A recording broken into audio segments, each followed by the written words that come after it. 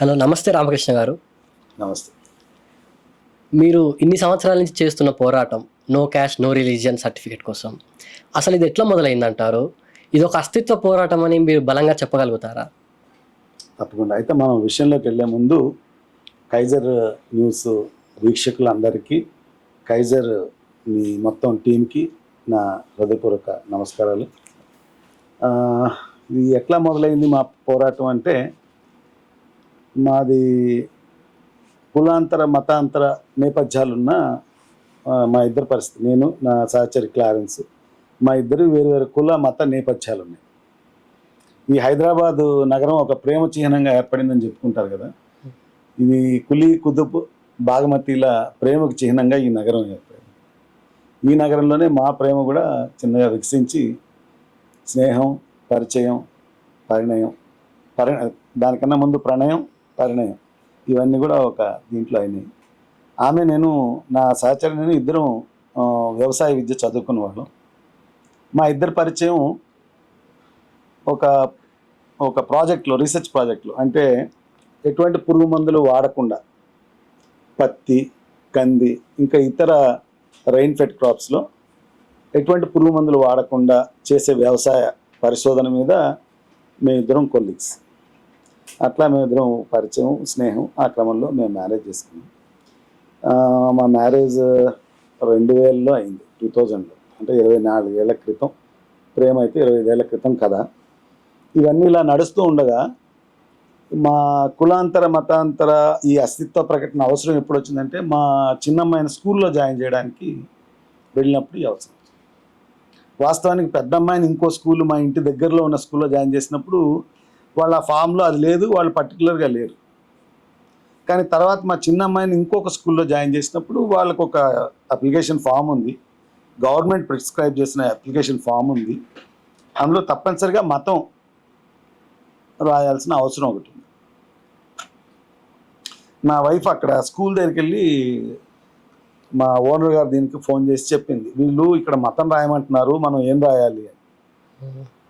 వాళ్ళు రాయమన్నారు, ఆమె కూడా ఏదో ఒకటి రాద్దామని. మేము దాని మీద ఎప్పుడు ఆలోచించలేదు. రాయమన్నారు, ఏం చేద్దాము అనేసరికి నాకు బ్లాంక్ ఉంది, ఎప్పుడు ప్రత్యేకంగా దాని గురించి ఆలోచించలేదు. అవును, మాది కులాంతర మతాంతర వివాహం. నా వైఫ్కి మత విశ్వాసాలు ఉన్నాయి, నాకు ఒక కమ్యూనిస్ట్ భావజాలం అది ఉంది. నేను ఏ మతాన్ని ఆచరించలేదు.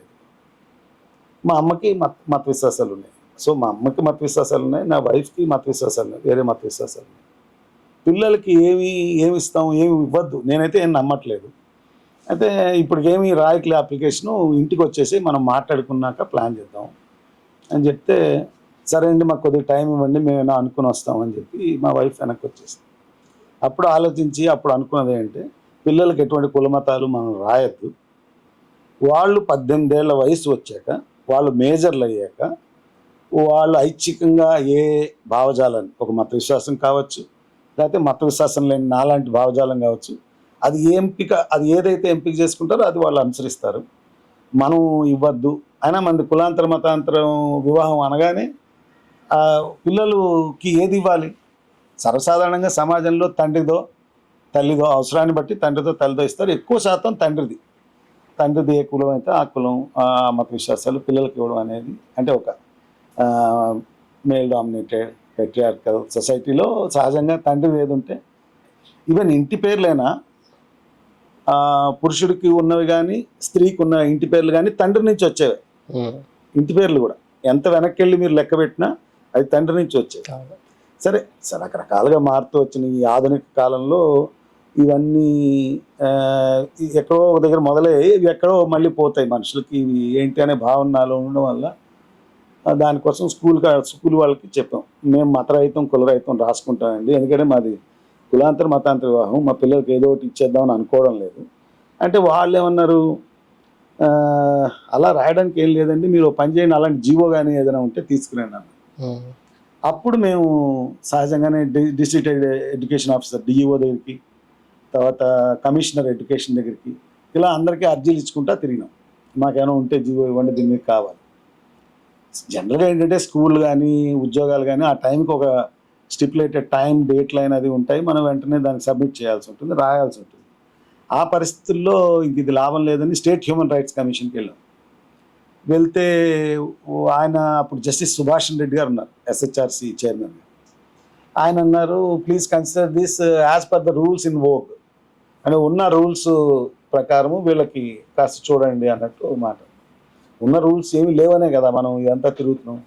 ఇక లాభం లేదని మా మిత్రుడు పౌర హక్కుల సంఘంలో పనిచేస్తారైనా, సివిల్ లిబర్టీస్ లాయర్ ఆయన నాకు మిత్రుడు డి సురేష్ కుమార్ అని. ఆయనతో చెప్పాను మాది ఇలా ఉందండి అంటే, అయ్యో ఇదేంటి, నమ్మే వాళ్ళకి ఎంత హక్కు ఉందో ఏది నమ్మకుండా ఉండడానికి కూడా అంతే హక్కు ఉంది.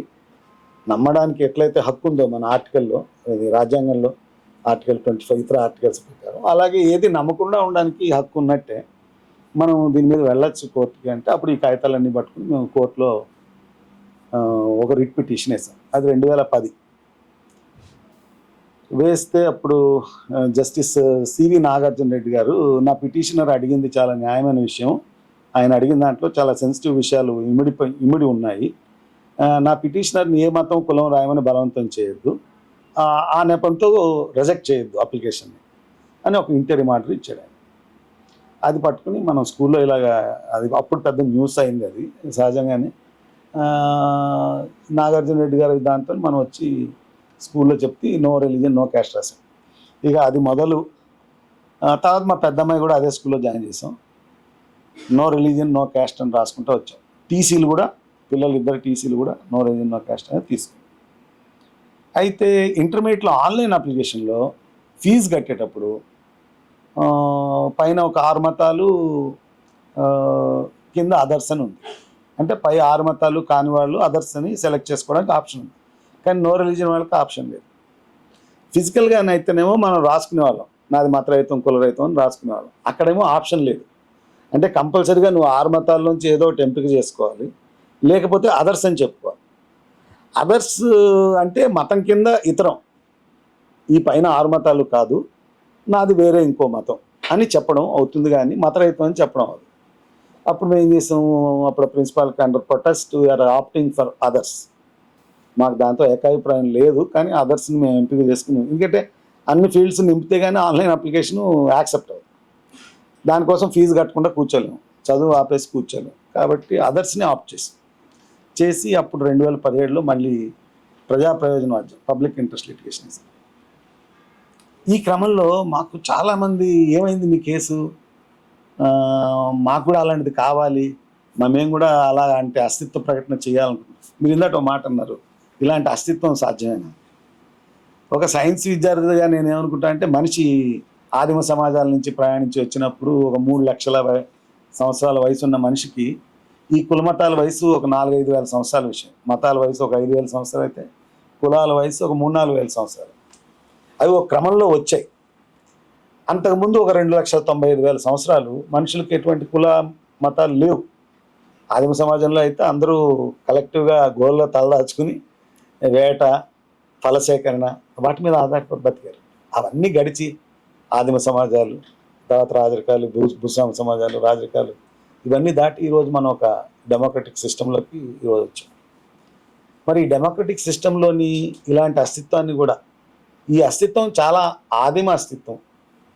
మనిషి ఎంత పాత, మనిషి సంగతి ఎంత పాతదో ఇది కూడా అంతే పాతది. ఇది మధ్యలో వచ్చినాయి కాబట్టి అది ఏదో కారణంతో వచ్చాయి, ఇంకో కారణంతో పోతాయి. మనందరికీ తల్లి ఆఫ్రికా, మన మూలాలు ఆఫ్రికాలో ఎక్కడ ఉన్నాయని, మనిషి వయసు 3 లక్షల సంవత్సరాలని చెప్పుకుంటాం. సో ఈ సైన్స్ నేపథ్యము నాకు ఏర్పడిన భావజాలం వల్ల ఎక్కడో వీటిని మనం వదులుకోవాలి కదా అనేసి అనిపించే క్రమంలోనే ఈ చిన్న ప్రయత్నం చేశాను. రామకృష్ణ గారు, ఇందాక మీరే అన్నారు ఇంకా పోలేదు పోతాయి అని. అవి పోతాయా పోవా అనేది పక్కన పెట్టుకుంటే మనము ఇంకా పోలేదు కాబట్టి మీరెందుకు వదులుకోవాలనుకుంటున్నారు కులాన్ని కానీ మతాన్ని కానీ? అంటే మన చైతన్యం, మన ఆచరణ వల్ల ఇది ఒక మహానుభావుడు మీద ఉన్నట్టు, nothing is permanent except change. ఒక మార్పు తప్ప మరేది శాశ్వతంగా. ఈ ప్రపంచంలో శాశ్వతమైనది ఏదైనా ఉంటే మార్పు మాత్రం. దానికి చిహ్నంగా మనకు అనేక మంది కులాంతర, మతాంతర, దేశాంతర ఈరోజు వేరే దేశాల పెళ్ళిళ్ళు కూడా చేసుకుంటారు. అది కొత్త విషయం కాదు. వాస్తవానికి ఎంతో మిక్సప్ ఉంది, మానవ సమాజంలో ఎంతో మిక్సప్ ఉంది, మిశ్రమ సంస్కృతి ఉంది. కాబట్టి ఇవన్నీ మారతాయి అనేది ప్రాక్టీస్ నుంచి మనకు మారుతున్న స్థితి కనబడుతుంది. మీరు అలాగే ఏ కుల వృత్తుల నుంచి అవన్నీ ఏర్పడినాయి అనుకుంటున్నారో వాటిలో కూడా అనేక మార్పులు వస్తున్నాయి మీరు చూస్తే కానీ. అంటే ప్రత్యేకమైన కులాల వాళ్ళు అదే కుల వృత్తి మీద ఈరోజు లేరు, ఎంత మాత్రం కొద్ది శాతం ఉంటున్నారు, కానీ చాలా శాతం మార్పుకి టీచర్లుగా, డాక్టర్లుగా, ఇంజనీర్లుగా, లాయర్లుగా, ఇంకా రకరకాల, అంటే ఇవన్నీ కొన్ని చెప్పుకోవడానికి వృత్తి ఇది, కానీ చాలా డిఫరెంట్ వర్క్ కల్చర్లోకి వెళ్ళిపోతున్నారు. ఇప్పుడు అది ఫలానా కుల వృత్తిలోనే ఉంటా అన్న పరిస్థితి లేదు. వాస్తవానికి అలాంటి స్థితి కూడా లేదు. సమాజంలో అవసరాలు మారిపోయి ఈరోజు సాఫ్ట్వేర్ రంగంలో ఉంది, అనేక నేపథ్యాలు ఉన్న మనుషులు అక్కడ లక్షల్లో పనిచేస్తున్నారు. సాఫ్ట్వేర్ రంగమే ఎక్కువ మందికి ఉపాధి, అంటే సాఫ్ట్వేర్ కావచ్చు, సేవా రంగం కావచ్చు, చాలామంది వాటిలోకి వస్తున్న క్రమంలో ఇవన్నీ మార్పుకి సంకేతాలు కదా. బహుశా సమాజంలో అలాంటి ఒక భౌతిక స్థితి లేకుండా నాలాంటి వాళ్ళకి ఆ ప్రశ్న కూడా రాదు. రెండోది, ఇది నా దగ్గర వచ్చింది కూడా కాదు. ఇప్పుడు మన రాజ్యాంగ నిర్మాత డాక్టర్ బిఆర్ అంబేద్కర్ గారు అయితే జాత్ పాత్ తోడక్ మండల్ అనేవాళ్ళు పెట్టిన సభకి తను ఎనిలేషన్ ఆఫ్ క్యాస్ట్, కుల నిర్మూలన గురించి ఒక పేపర్ ఉపన్యాస ప్రసంగం రాసుకుని బయలుదేరి, అది అనుకోకుండా మీటింగ్ అది క్యాన్సిల్ అవ్వడం వల్ల తర్వాత అది పేపర్గా వేసి తర్వాత బుక్లెట్గా పంచడం అయింది. అంటే కుల నిర్మూలనకు సంబంధించిన ఆలోచనలు, అంటే మతం ఎంత పాత నమ్మకాలు, దానికి మతం లేకుండా లోకాయుతులు, చార్వాకులు కానీ ఇంకా అలాంటి కొట్లాట తండ్లాట దాని నుంచి బయటపడాలన్న ఆలోచన కూడా అంతే పాత.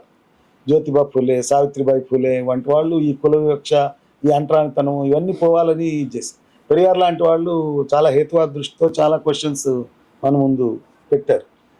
మేము అసలు యాక్చువల్గా దీనికి మొదటి వాళ్ళు ఏమీ కాదు. చాలా మిశ్రమ సంస్కృతి అభివృద్ధి చెందుతున్న ఈ దేశంలో అనేక ప్రశ్నలు ఉన్నాయి. ఉద్యమాలు ఇచ్చిన డీక్లాసిఫై అవ్వడం, అంటే నీవు ఉన్న క్లాస్ నుంచి, అంటే మనుషులందరినీ సమానంగా చూసే వైపుగా ప్రయాణించడం కోసం. డీక్లాసిఫై అంటే నీకున్నది ఏమైనా పక్క అంతా పంచుకుంటావా. డీకాస్టిఫై అవ్వడం అంటే నీకున్న కుల భావన నుంచి వచ్చి మనిషిగా నువ్వు చూస్తావా, అంటే ఒక అంటరానితనం భావన. ఇలాంటివన్నీ చాలా విలువలు మనకి సామాజిక ఉద్యమాల నుంచి అవి వచ్చాయి. కోసం మీ ప్రశ్న ఏమైనా మిస్ అయ్యాను, కానీ ఈ మార్పుల్లో భాగంగానే మనకి ఇలాంటి ఆలోచన వచ్చింది. ఓకే రామకృష్ణ గారు, ఇప్పుడు మళ్ళీ మనం కేసు విషయానికి వెళ్తే, మీరు అన్నారు అదర్స్ అనే ఆప్షన్ ఉంటుంది అని. ఈ అదర్స్ అని కాకుండా నిల్ అనే ఆప్షన్ ఉంది అని అధికారుల వాదన. అంటే ఈ రెండు సమానం కాదంటారా?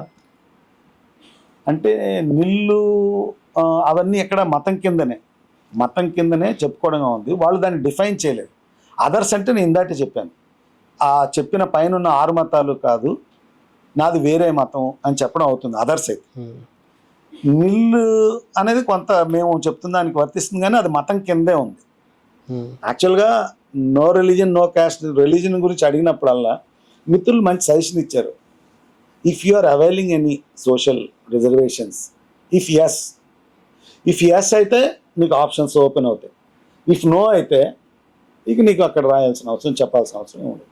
అలాంటి ఆప్షన్స్లోకి మనం వెళ్ళాం అనుకోండి, నా అలాంటి వాళ్ళు నో అని పెడతాం. యాక్చువల్గా ఇవి మనకి చాలా రిపీటెడ్గా అదే దాంట్లోని ప్రభుత్వ అధికారులు చేసిన వాదన ఏంటంటే, మనం రిజర్వేషన్స్ అవి ఉన్నాయి కదా, అందువల్ల కంపల్సరీ రాయాల్సి ఉంటుందని. అది వాస్తవం. మేము కూడా ఈ పోరాట క్రమంలో మళ్ళీ చెప్తుంది ఏంటంటే, రిజర్వేషన్లు ఒక సామాజిక అణచివేతలో భాగంగా అట్టడుగు అణచివేయబడిన అణగారిన వర్గాలకు కలిగించిన రిజర్వేషన్లని మేము మనస్ఫూర్తిగా ఆహ్వానిస్తున్నాం. అట్లాంటి అవసరం ఉన్నాయి మన దేశంలో. అది క్లెయిమ్ చేసుకునేవాళ్ళు చేసుకోవడం ఎంత అవసరమో, వద్దనుకునేవాళ్ళు ఇప్పుడు మనకి వివిధ పథకాల్లో కూడా చూస్తే, ఒక రైతు బంధు పథకం లాంటిది మీకు అవసరం లేకపోతే ఒక టోల్ ఫ్రీ నెంబర్కి ఫోన్ చేయండి, లేకపోతే ఫలానా గ్యాస్ సబ్సిడీ మీకు తీసుకోదలుచుకోకపోతే ఫలానా నెంబర్కి ఫోన్ చేయండి, లేకపోతే ఏ పథకాన్ని వద్దంటే మాకు దీనికి తెలియజేయండి అని అడుగుతున్నారు కదా. అంటే నోటాతో పోల్చుకోవచ్చా? ఎగ్జాక్ట్లీ, మంచి మాట చెప్పారు. ఇప్పుడు ఎలక్షన్లో నోటా కూడా పెట్టారు. నాకు పైన అభ్యర్థులు ఎవరు నచ్చలేదు అంటే నన్ ఆఫ్ ది అబవ్ నోటా అనే ఆప్షన్ కూడా పెట్టారు. ఈవెన్ జస్టిస్ కూడా మాట్లాడుతూ వాళ్ళ డిస్కషన్లో మా పిటిషన్ బెంచ్ మీదకి రాగానే, so this person asking it is like NOTA in elections అని జస్టిస్ వాళ్ళు ఇన్ఫార్మల్గా బెంచ్ మీద మాట్లాడుకుంటున్నప్పుడు వాళ్ళు అన్నమాట కూడా it is also like that. అయితే నోటాకి సరే దానికి ఏమి పవర్స్ లేవు అనుకోండి. అంటే ఇప్పుడు నోటా 10,000 ఓట్లు ఉన్న ఒక ప్రాంతంలో 9,500 ఓట్లు నోటాకు వచ్చినా దానికి ఏం పవర్ లేదు. అది వేరే విషయం. దానికి ఎట్లాంటి పవర్స్ కలిగిస్తే బాగుంటుంది, ఒకవేళ అభ్యర్థులు ఎవ్వరూ నచ్చకపోతే దాన్ని రీకాల్ చేయాలి, అవన్నీ మళ్ళీ వేరే చర్చ. కానీ ఇప్పుడు ఏమవుతుందంటే ఆ 10,000 ఓట్లలో ఆ 9,500 నోటాకు వచ్చినా మిగిలిన 500లో ఒకళ్ళకి 250, ఒకళ్ళకి 100, ఇంకోళ్ళకి 50 అలా వస్తున్నా ఈ 200 వచ్చిన ఆయన గెలిచే పరిస్థితి, మొత్తంగా అభ్యర్థులు మార్చే పరిస్థితి. సరే, అక్కడికైనా అదొక ప్రజాస్వామికమైన ఎక్స్ప్రెషన్. నోటా ఎలక్షన్ విషయంలో అయితే జెండర్ విషయంలో కూడా మనం థర్డ్ జెండర్ని గుర్తిస్తాం. ఇంతవరకు ఎప్పుడు మేల్ ఫిమేల్ అనేవి ఉండే, ఇప్పుడు మనం థర్డ్ జెండర్ని గుర్తిస్తున్నాం, గౌరవిస్తాం. ఇది మంచి విషయం. ఈ ఆప్షన్ కూడా యాక్చువల్గా మన దేశంలో లేదు, కానీ ప్రపంచవ్యాప్తంగా చూసినప్పుడు ప్రపంచ జనాభాలో 125 కోట్ల మంది దాదాపు మత రైతులు, కుల రైతులుగా, సరే అక్కడ కులాలు లేవు, మత రైతులు, నాన్ బిలీవర్స్, ఇర్రెలిజియస్గా ఉన్నారు. వాళ్ళు 125 కోట్ల మంది. అంటే ఓ రకంగా క్రిస్టియానిటీ, ఇస్లాం తర్వాత థర్డ్ ప్లేస్లో ఉన్నది ఇర్రెలిజియస్, నాన్ బిలీవర్సే ఉన్నారు. అక్కడ ఆప్షన్ కూడా ఉంది. నార్వే, జపాన్, చైనా, చాలా దేశాల్లో వాళ్ళకి ఆప్షన్ ఉంది, వాళ్ళు అది రాసుకుంటారు. సో మన దగ్గర లేదు ఇప్పటిదాకా. దానికి ఇటీవల మనకి కుల నిర్మూలన సంఘం మళ్ళీ వేసిన పిటిషను, ఆ ప్రయత్నంలో భాగంగా అయితే నేను మళ్ళీ వెనక్కి వెళ్తే కొద్దిగా అప్పుడు వేసిన రిట్ పిటిషన్ మీద అతనికి హక్కు ఉంది, బలవంతం చేయకండి అని 2010లో మనం వేసిన పిటిషన్ మీద జస్టిస్ చెప్పారు. 2017లో మనం వేసిన పిల్లు మీద మొన్న 2024 అక్టోబర్ 21న దానికి ఫైనల్ జడ్జిమెంట్ వచ్చింది. అందులో ప్రభుత్వ వాదనలు అవి విన్న జస్టిస్ ఏమన్నారు, అలా వస్తున్న వాళ్ళు రాసుకోవచ్చు, ఏమీ ఇబ్బంది లేదని చెప్తున్నారు కదా వాళ్ళు, ఇంకేముంది ప్రాబ్లం అంటూ ప్రత్యేకంగా ఎటువంటి డైరెక్షన్స్ ఇవ్వకుండా డిస్పోజ్ చేశారు. దీనికన్నా ముందు ఒక 1 year ముందు రూపా డేవిడ్ దంపతులు, వాళ్ళ అబ్బాయి పేరు ఇవాన్ రూడే అని పెట్టుకున్నారు. ఇవాన్ ఒక రష్యన్ రైటరు, రూడే వచ్చేసి రూపా డేవిడ్ కాబట్టి వాళ్ళ పిల్లోడిని మొదటి పేరులోని మొదటి అక్షరాలు రూపా డేవిడ్ కాబట్టి రూడే. సో ఇవాన్ రూడే అని పెట్టినారు. ఆ పిల్లోడు భగత్ సింగ్ వర్ధంతి రోజు పుట్టాడు. వాళ్ళేమో మేమంతా విద్యారంగంలో మా కొట్లాట, అంటే స్కూళ్ళు, కాలేజ్ లెవెల్లో మా ఫైట్. వాళ్ళ ఫైట్ వచ్చేసి బర్త్ సర్టిఫికేట్ కోసం. వాళ్ళు అక్కడ కొత్తకోట మున్సిపాలిటీలో చేస్తే లేదు ఆన్లైన్లో మాకు ఆప్షన్ లేదు, మీరు ఏదో ఒకటి ఇది చేయాలి, లేకపోతే మీరు అంటే వాళ్ళు మాలాగే మళ్ళీ కమిషనర్, మున్సిపాలిటీస్ కమిషనర్కి రిప్రజెంటేషన్ అది ఇచ్చి మళ్ళీ అడ్వకేట్ వెంకన్న గారితో వాళ్ళు పిటిషన్ ఇచ్చారు 2019లో. వేస్తే 2023లో జస్టిస్ కన్నేగంటి లలిత్ కుమార్ గారు చాలా చక్కని తీర్పు ఇచ్చారు. ఈ పిటిషనర్ అడుగుతుంది చాలా న్యాయమైన విషయం, ఆయన కోరినట్టుగా నో రిలీజన్ నో క్యాస్ట్ అని ఆయనకి బర్త్ సర్టిఫికేట్ ఇవ్వండి అని జస్టిస్ కన్నేగంటి లలిత్ కుమార్ గారు చాలా మంచి తీర్పు ఇచ్చారు. అందులో కేవలం వాళ్ళ ఇండివిజువల్ రిలీఫే కాకుండా ఇలా అవసరం ఉన్న వాళ్ళందరికీ ఆ కాలం పెట్టమని ఆమె ఒక డైరెక్షన్ కూడా ఇచ్చింది. అయితే అది 2023 ఆగస్టులో వచ్చింది. ఇంతవరకు అది ఇంప్లిమెంట్ అవ్వలేదు. వాళ్ళకి బర్త్ సర్టిఫికేట్ రాలేదు, బర్త్ సర్టిఫికేట్ లేదు కాబట్టి ఆధార్ చేయించుకోవడానికి లేదు. వాళ్ళు స్కూల్లో రిక్వెస్ట్ చేసి జనరల్గా పేరెంట్స్ చెప్తున్నారు విషయం, అంత ఇష్యూ చూస్తున్నారు కాబట్టి ఏం అనలేదు. కానీ అది అలాగే ఉండదు కదా, అవసరం కదా. వాళ్ళు మళ్ళీ ఇప్పుడు కోర్టుకి మళ్ళీ వెళ్ళే పరిస్థితుల్లో ఉంది. ఈ పరిస్థితుల్లో కుల నిర్మూలన సంఘం వాళ్ళు మొన్న ఇలాంటి అస్తిత్వాన్ని కూడా గుర్తించండి, మన దేశంలో అనేక కుల మత అస్తిత్వాలను గుర్తిస్తున్నాము, ఈ అస్తిత్వాన్ని కూడా గుర్తించండి, నో రిలీజన్ నో కాస్ట్ కాలం ఇవ్వండి, గుర్తించండి, వీళ్ళని కూడా ఎన్యూమరేట్ చేయండి. ఈ పాయింట్ ఎందుకు వచ్చిందంటే సెంట్రల్ గవర్నమెంట్ సెన్సస్లో 2011లో మతరహితులు అది అక్కడ వాళ్ళు నో రిలీజియన్ నాట్ స్టేటెడ్ అని రికార్డ్ చేస్తున్నారు. 6 మతాల వాళ్ళని గుర్తిస్తున్నారు. 7వ అంశంగా మతం చెప్పని వారు అని రికార్డ్ చేస్తారు అక్కడ కూడా. నా ప్రశ్న కూడా అదే అండి. ఇప్పుడు అదర్స్ అని ఉంది, అదర్స్కి రిలీజియన్ నాట్ స్టేటెడ్కి, మళ్ళీ 3వది నో క్యాస్ట్ నో రిలీజియన్కి. ఈ మూడింటికి స్పష్టమైన తేడా ఏమిటంటారు? స్పష్టమైన తేడా అంటే అక్కడ ఫస్ట్ దేశ సెన్సస్, దేశ జనాభా లెక్కల్లో వాళ్ళు రిలీజియన్ నాట్ స్టేటెడ్ అని చెప్పి ఇతను మతం చెప్పలేదు అనే ఆరోపణ నా మీద చేస్తాను. నేను మతం లేదు అని, మతరహితం అని అంటు. ఓకే, ఇక్కడ అదర్స్ అనేది మతం కింద అదర్స్ అంటే పైన 6 మతాలు కాదు, నేను నాది వేరే మతం అని చెప్పడం అవుతుంది, కానీ అది మతరహితం అని చెప్పడం అవ్వట్లేదు అక్కడ. అది మీరు అన్న 3వది నిల్ అనేది అవకాశం ఉన్నదే, నిల్లు ఏమీ లేదని రాసుకోవడం అనేది ఓకే, కానీ అది మతం కిందే అవుతుంది. కానీ మతం గురించి అడిగినప్పుడల్లా మతరహితులను కూడా గుర్తించాల్సి వస్తుందండి. అది మా మౌలికమైన. అది ఆన్లైన్ లాంటి వాటిలో అసలు ఆప్షనే లేదు, అందువల్ల ఇది అవసరం అవుతుంది. తర్వాత మీరు అన్నట్టు ఆ నిల్లు కానీ ఇది కానీ డిఫైన్ చేయలేదు. ఏంటి పల్నా వాళ్ళందరూ ఏథిస్టులు, హ్యూమనిస్టులు, కమ్యూనిస్టులు, లేకపోతే ఏది ఆచరించిన వాళ్ళు పలానా వాళ్ళందరి కోసము ఇది ఉద్దేశించాము అని కూడా డిఫైన్ చేయాలి. అందువల్ల ఇలా ప్రత్యేకంగా అడగాల్సి వస్తుంది. ఇప్పుడు మీ కేసు విషయంలో కానీ ఇంకా వేరే విషయాల్లో కానీ ఒక బలమైన వాదన బయట వినిపించేది ఏమిటంటే క్యాస్ట్ వద్దు, రిలీజియన్ వద్దు అని చెప్పే వాళ్ళందరూ ఓసీ వాళ్ళే ఉంటారు, దళితులు ఉండరు అని.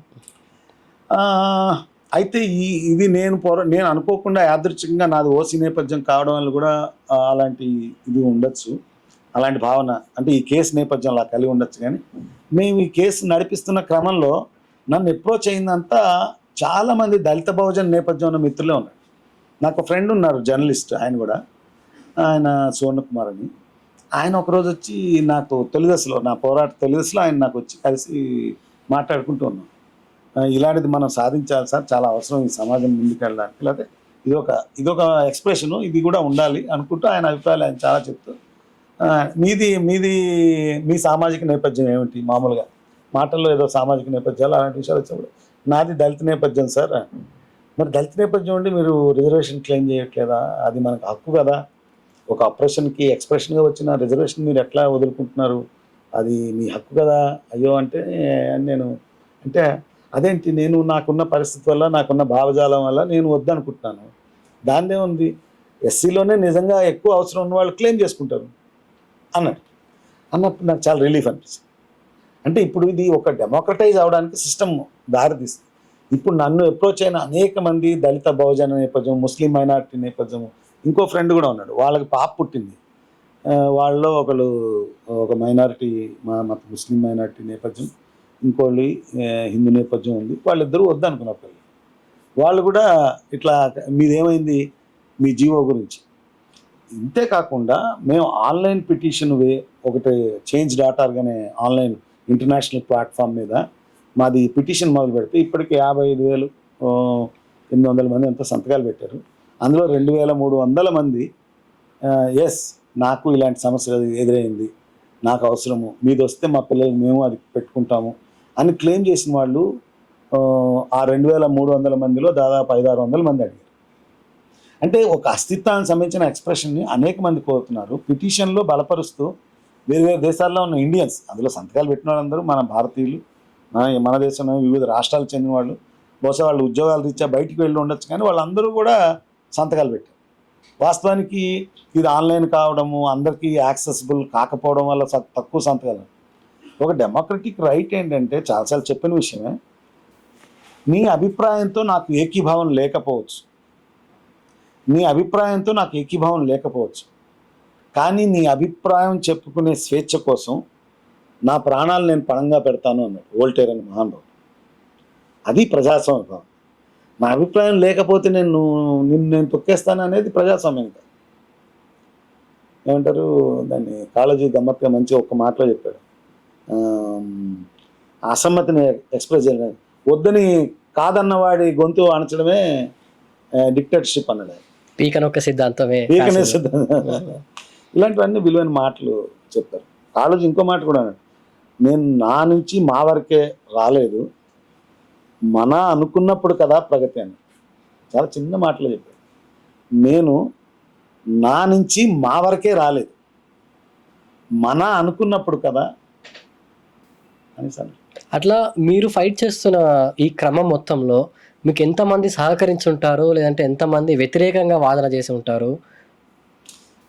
వ్యతిరేకంగా అంటే చాలామంది ఇది చెప్పాను కదా, ఆయన ఓసీ కావడం వల్ల రిజర్వేషన్ అక్కర్లేకపోవడం చేస్తున్నారని మాత్రం, కానీ మేము మళ్ళీ అది క్లారిఫై చేయడం వల్ల వాళ్ళు అది ఇదైనారు. మేము ఇందాక చెప్పిన ఆన్లైన్ పిటిషన్ ఒకటి చేశాము. అది కాకుండా చాలా సంఘాలు, కుల నిర్మూలన సంఘం కావచ్చు, డెమోక్రటిక్ టీచర్ ఫెడరేషన్ వాళ్ళు యాక్చువల్గా మా పిటిషన్తో పాటు ఇంప్లీడ్ అవ్వడానికి వాళ్ళు ప్రయత్నం చేస్తారు. మనం అనుకోకుండా టెక్నికల్గా దాన్ని సబ్మిట్ చేయడంలో ఇన్ టైంలో చేయలేకపోయాం, కానీ డెమోక్రటిక్ టీచర్స్ ఫెడరేషన్ వాళ్ళు మాతో కలిసి వచ్చారు. అన్నిటిని మించి నా వైఫ్ ఒక మత విశ్వాసాలు ఉన్నప్పటికీ ఆమె నాతో ఈ 2 పిటిషన్స్లో నా కో పిటిషనర్ నా వైఫ్. అంటే ఆమె ఇది ఒక ప్రజాస్వామికమైన భావన, నాది నేను రాసుకోగలుగుతున్నాను, ఆయన చెప్తున్న ఆయన రాసుకోలేకపోతున్నాడు కదా, ఆయన చెప్పిన దానికి ఉండాలి కదా. అంటే అసలు నాకు ఇంటి నుంచే చూస్తే కనుక నా వైఫ్తో ప్రారంభమై ప్రజా సంఘాలు, కుల నిర్మూలన పోరాట సంఘం, కుల వివక్ష వ్యతిరేక పోరాట సమితి, తర్వాత డెమోక్రటిక్ టీచర్స్ ఫెడరేషన్, ఇంకా చాలా మంది. అయితే మీకు ఇన్ని సంఘాల నుండి, ఇంతమంది వ్యక్తుల నుండి ఇంత మద్దతు ఉంది. మీ పిల్లలు ఎలా ఉన్నారు? మీ పిల్లలు కూడా మీ బాటనే ఇష్టపడుతున్నారా? వాళ్ళకి ఈ క్రమంలో ఒక విషయం చెప్పాను, తాత్వికతకి సంబంధించి వాళ్ళకి మనం విషయాలన్నీ చర్చిస్తుంటాం కదా, చర్చిస్తూ వాళ్ళకి ఒక విషయం చెప్పాను. చిన్నప్పటి నుంచి కూడా వాళ్ళకి ఆ విషయాన్ని దృష్టిలో పెట్టాను. ఏంటి ఆ విషయం అంటే, ప్రపంచంలో మనుషుల తాత్వికత 3 రకాలు. అంటే ప్రపంచంలో మనుషులందరూ వాళ్ళు ఆలోచించే పద్ధతిని బట్టి వాళ్ళ తాత్వికత 3 రకాలు. మొదటి రకం మనుషులు వీళ్ళెవరు, వాళ్ళు ఆలోచించే ధోరణి ఏంటి అని చూస్తే, జీవితంలో జరిగే మంచి అంతా దేవుడి వల్ల, చెడు అంతా ఓ దెయ్యం వల్ల, ఈవిల్ స్పిరిట్, రాక్షసుడు, లేదా ఏదో బ్యాడ్ పవర్ వల్ల జరుగుతుంది అనుకునేవాళ్ళు. జీవితంలో మంచి అంతా దేవుడి వల్ల, చెడంతా దుష్టశక్తుల వల్ల జరుగుతుంది అనుకుని చూసే దృక్పథం. వీళ్ళు సూపర్ పవర్స్ మీద దృష్టి పెట్టి ఉంటారు. ఇక రెండో రకం మనుషులు, వీళ్ళు హీరోయిన్స్. అంటే మన జీవితంలో మంచి జరగాలంటే ఓ గాంధీ గారో, ఓ నెహ్రూ గారో, మార్క్స్, అంబేద్కరో ఎవరో పెద్ద మనుషులు వచ్చి చేయాలి, కానీ మనంతరం మనం మంచి ఏమి చేసుకోలేం రా బాబు అనుకుని ఆలోచించే ధోరణి. వీళ్ళు హీరోయిన్స్. అయితే ఓ ఝాన్సీ లక్ష్మీబాయి లాంటి వీర యోధ అట్లా ఎవరో వచ్చి మన సమస్యను పరిష్కరించాలి, మనం మంచి చేయాలంటే అట్లా ఎవరో రావాలని చూస్తారు. చెడు చేయాలన్నా ఒక ఏమంటారు, ఒక ముసోలినియో, హిట్లరో, ఒక గాడ్స్, ఇలాగ ఏదో మొత్తం బలమైన విలన్. వీళ్ళు సూపర్ హ్యూమన్స్ వైపు చూస్తుంటారు. మొదటి వాళ్ళు సూపర్ పవర్స్ వైపు చూస్తుంటారు. ఈ రెండో దృక్పథం ఉన్న వాళ్ళు హీరోయిన్స్ ఆర్ విలన్స్ వైపు చూస్తుంటారు. వాళ్ళు వచ్చి ఏదైనా చేస్తే, సహజంగా మన సినిమాల్లో కూడా హీరోనే అవేళ పొద్దున్న ఇక్కడ హైదరాబాద్లో ఫైట్ చేస్తాడు, ఆయనే మళ్ళీ పోయి కలకటాలో పోయి ఫైట్ చేస్తాడు, అక్కడి నుంచి ఢిల్లీ కూడా వెళ్ళిపోయి అక్కడ కూడా అన్ని చెడు మీద ఆయనే ఫైట్ చేస్తాడు. మనం అంతా చూస్తామండి ఆ సినిమా ఫైట్లు కూడా చూస్తాం కదా, అందరు చుట్టూ మూవీ ఉంటారు కానీ ఒక్కళ్ళు ఒక అడుగు ముందుకేయరు. కానీ మన తెలంగాణ అస్తిత్వాన్ని సాధించుకున్నప్పుడు అది అలా జరగలే. అది ఒక ప్రాంతీయ అస్తిత్వం ఇటీవల మనం సక్సెస్ చేసుకున్నాం. అది సకల జనుల సమ్మెగా, సకల ప్రజల ఆకాంక్షగా ఒకటైనప్పుడు అది సాధ్యమైంది. అక్కడ అందరు మనుషులు అందులో భాగమయ్యారు. నువ్వే హీరోనా, నేనే హీరోనా, ఆమె హీరోయినా అన్నట్టు కాదు. అది సకల జనుల సమ్మె. ప్రజలందరూ రోడ్ల మీదకి వచ్చి ఇటీవల సక్సెస్ అయిన ఇందాక మనం జెండర్ గురించి, నోటా గురించి చెప్పుకున్నాం. ఈరోజు రీసెంట్గా మనం ప్రాంతీయ అస్తిత్వం తెలంగాణ ఒక ఉద్యమ ఆకాంక్షగా, ప్రజలందరి సమిష్టి ఆకాంక్షగా ఒక విజయం సాధించుకున్న పరిస్థితి ఉంది. చెప్పండి మీ పిల్లలు. మా పిల్లల వరకు వస్తే ఈ రెండో హీరోయిన్స్ విలన్స్ అనేది రెండో దృష్టికోణం అయితే, మూడో రకం మనుషులు ఈ సమాజంలో మంచిని తేవాలంటే మనందరం కలిసి పోరాడాలి, ఈ సమాజంలో చెడుని బయటికి పారవేయాలంటే మనందరం కలిసి పోరాడాలి. అంటే సమాజంలో మంచి తెచ్చుకోవాలన్నా మనం కలిసి పోరాడాలి, సమాజంలో చెడుని బయటికి తేవాలన్నా మనందరం కలిసి పోరాడాలి అని చూసేది. అంటే మొదటి ఇది దేవుడు దెయ్యాల వైపు చూసే దృష్టికోణం, రెండోది హీరోయిన్స్ విలన్స్ వైపు చూసే దృష్టికోణం, మూడోది ప్రజల చరిత్రని మాటలు, ప్రజలు తమ తలుచుకుంటే ఏదైనా చేస్తారు అని చూసే దృష్టికోణం. ఈ విషయాలు చిన్నప్పటి నుంచి ఇలా ఉంటారు నాన్న. అయితే ఈ మొదటి రెండు దాంట్లో ఉన్న వాళ్ళందరూ ఎవరు అంటే మన అమ్మ నాయన, మన స్నేహితులు, మన ఇరుగు పొరుగు, మనకు చాలామంది ఈ మొదటి రెండిట్లో ఉన్నారు. ఎక్కువ శాతం, దాదాపు 99% మంది వాళ్ళే ఉన్నారు. ఇట్లా ఆలోచిస్తున్న వాళ్ళు, ప్రజలు తలుచుకుంటే చేయగలరు అనుకునే వాళ్ళు తక్కువ శాతం ఉన్నారు. అయితే పైన ఆ దృష్టికోణం ఉన్నవాళ్ళు మనకు ఎవరు శత్రువులు ఏం కాదు. వాళ్ళందరూ కూడా సరే నీ నమ్మకం నీకు ఉండని, ఇది మంచా చెడా, ఈ మంచి వైపు సాధించడానికి మనం అందరం కలిసి వెళ్దామా వద్దా, ఈ మంచిని సాధించడానికి కలిసి వెళ్దామంటే అబ్బాయి వద్దురే అబ్బా నీది ఆయన మతం వేరు ఈయన కులం వేరు అనుకుంటే మనం మంచిని సాధించడానికి ఒకటి అవ్వలేం కదా. మంచిని సాధించడానికి ఒకటి అవ్వాలంటే కులం మతం దాటి ఆలోచించాలి. ఎక్కడో వీటిని మనం దాటి ఒక మానవీయమైన విలువల కోసం మనం ముందుకెళ్ళాల్సి. ఇప్పుడు మీ పిల్లలు కూడా ఆ విషయాలు ఒక నిమిషం అయితే ఆ విషయాలు మా పిల్లలు చెప్తూ వచ్చాను. మరి మీకు రిలీజన్ లేకపోతే వాళ్ళ టీచర్ అడిగింది ఒకసారి, మా చిన్న ఆమెను అడిగి మీకు రిలీజన్ లేకపోతే ఎలాగా అంటే ఈమె చెప్పింది, ఇదే ఫార్మాట్ ఆమెకు చెప్పింది. ఆమె ఇలాగా గాడ్ డెవిల్, హీరోయిన్స్ విలన్స్. మూడోది ఆమె ఏం చెప్పిందంటే people living with love and harmony madam అని. ఆమె అలాగా ఈ మూడోది ఆమె కొద్దిగా మార్చి చెప్పుకుంది. అంటే ఆమెదైన ఎక్స్ప్రెషన్. వాళ్ళు ఇప్పటికైతే మనుషుల్ని ప్రేమించడం, మనుషుల్ని సమానంగా చూడడం, మనుషుల్ని గౌరవించడం అలాంటి సంభావం విలువలతోనే ఉన్నారు. బహుశా వాళ్ళు మేజర్లు అయ్యాక, పెద్దామె అయితే మేజర్ నా ప్రశ్న కూడా అదే, వాళ్ళు 18 ఇయర్స్ దాటిన తర్వాత లేదంటే తర్వాత వద్దు ఇవన్నీ మళ్ళీ మాకు రిలీజియన్ కావాలి, క్యాస్ట్ కావాలి, క్యాస్ట్ నుంచి వచ్చే అవకాశాలు కావాలి అని ఎక్స్పెక్ట్ చేస్తే అప్పుడు ఎట్లా? అయితే మా వరకు ప్రత్యేకత ఏంటంటే మాకు ఎటువంటి క్యాస్ట్ నుంచి కానీ వాటి నుంచి వచ్చే అవకాశాలు ఏమి లేవు. మొదటగా వాళ్ళు అవి కావాలంటే నమ్మచ్చు. ఇప్పుడు నా స్వేచ్ఛని నేను ఇది చేశాను. యాక్చువల్గా వీటికి సంబంధించిన ప్రశ్నలు చాలా ఉన్నాయి. మీరు వద్దనుకుంటున్నారు, పిల్లలు రిజర్వేషన్ ఉన్న వాళ్ళ పిల్లలు రిజర్వేషన్లు కోరుకుంటే ఎలాగా? దీనికి కుల నిర్మూలన సంఘం వాళ్ళు ఒక ఇది చేస్తున్నారు. వాళ్ళు ఏమంటున్నారంటే, ఇలా కుల నిర్మూలన జరగాలనుకుని కులాంతర మతాంతర వివాహం చేసుకుని బహుశా ఒక దళిత ఆర్జంతో ఉన్న ఒక అబ్బాయి, లేకపోతే ఇంకో బీసీ ఆర్జంతో ఉన్న అమ్మాయి, అంటే రకరకాల కాంబినేషన్స్లో పెళ్ళిళ్ళు జరిగినప్పుడు వాళ్ళు మళ్ళీ వెనక్కి పోయి తమ కులాన్ని మతాన్ని ఎగ్జాక్ట్ చేయకుండా ఇది నిజంగా మార్పు వైపు ముందుకు వెళ్ళాలంటే అట్లాంటి వాళ్ళకి ఒక 5% రిజర్వేషన్ ఇచ్చి ప్రోత్సహించాలనే ఇది కూడా వాళ్ళు చేస్తున్నారు.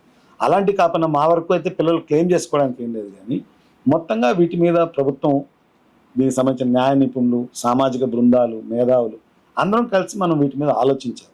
మనుషులు నేపథ్యంగా ఒకటి వచ్చి తర్వాత మారినప్పుడు ఏంటి ఎలాగా. అసలు ఇప్పుడు ఉన్నది పద్ధతిలోనే ఏంటంటే దళిత నేపథ్యం ఉన్నవాళ్ళు తమ దైవభావాన్ని మార్చుకుంటే ఎస్సీగా ఉన్నవాళ్ళు బీసీసీ అయిపోతున్నారు. అది న్యాచురల్గానే. అంటే వాళ్ళ దైవ విశ్వాసాన్ని మార్చుకుంటే వాళ్ళ సామాజిక నేపథ్యం మారిపోతున్న పరిస్థితి ఆల్రెడీ మనకున్న పరిస్థితులు ఇప్పుడు ఉంది. అసలు రిజర్వేషన్ల గురించి కొద్దిగా ఈ సందర్భంలో కొద్దిగా చెప్పదలుచుకుని అంటే, రిజర్వేషన్లు కూడా మేము ఎంతమందో మాకన్ని అవకాశాలు అనే ఒక ప్రశ్న వివిధ అస్తిత్వ నేపథ్యాల నుంచి, అక్కడి ప్రజా సమూహాల నుంచి వచ్చింది.